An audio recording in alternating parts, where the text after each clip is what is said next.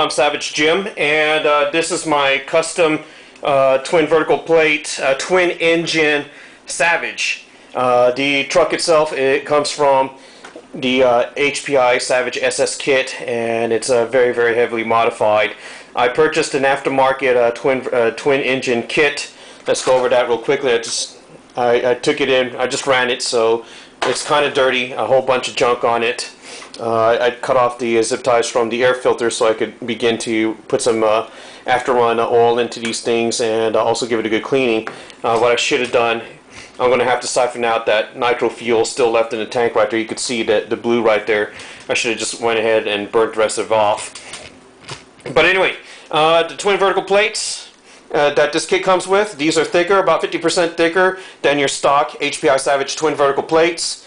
There's a lot of CNC machined aluminum parts, billet aluminum parts. The engine mounts, of course. There's two of them I have. These are Axial 0.28 CI engines. Two of them. They're exactly the same. And the only thing that didn't come with the kit, of course, the engines, the meat of the truck itself, for example, the radio box, the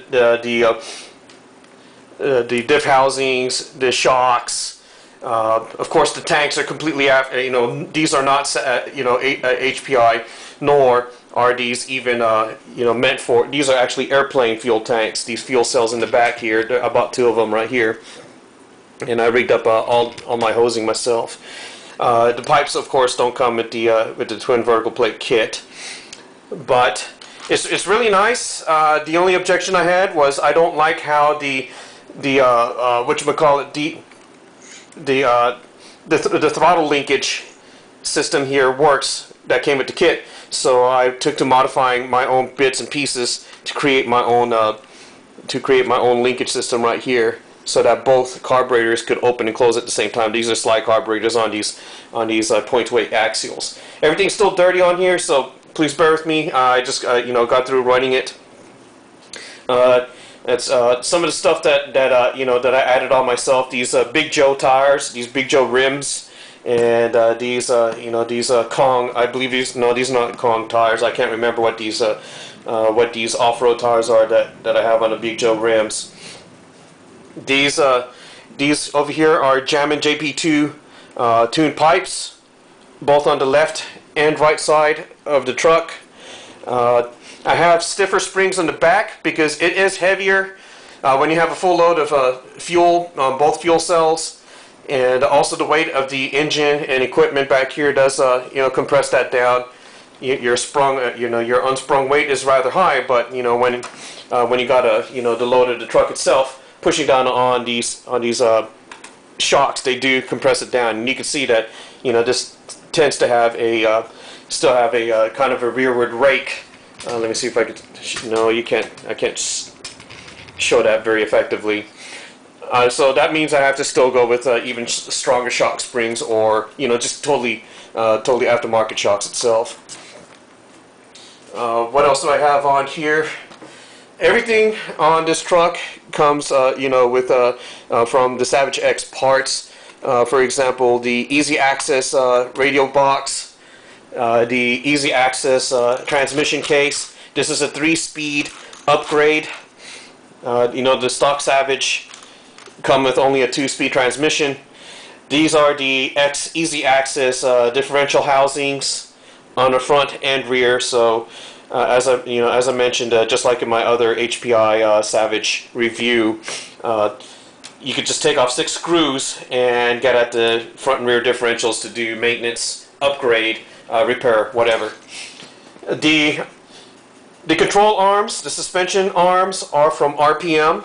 They do have a lifetime warranty. So if you do something and you're just out bashing and from normal use or whatever, if they break, for whatever reason, just ship them off to RPM, the broken part, and they will send you a brand new piece. The upper arm is a fixed length, but fortunately with RPMs, they do give you different length upper control arms. So if you want to do some tunability on giving your truck some different stances, you could just simply change out the upper arms. On the back over here, I do have the lower control arms as the RPM on the suspension arms back here. I don't know if you can see that. I'm going to have to tip the camera over. That's also an RPM.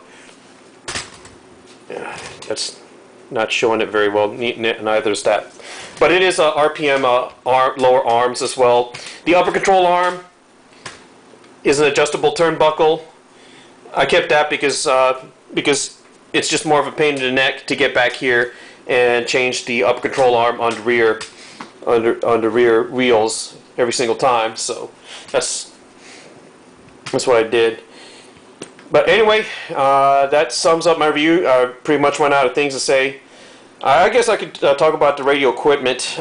These are aftermarket high-techs. I believe this is the 959 TG. I believe it's a 333 inch ounce of torque.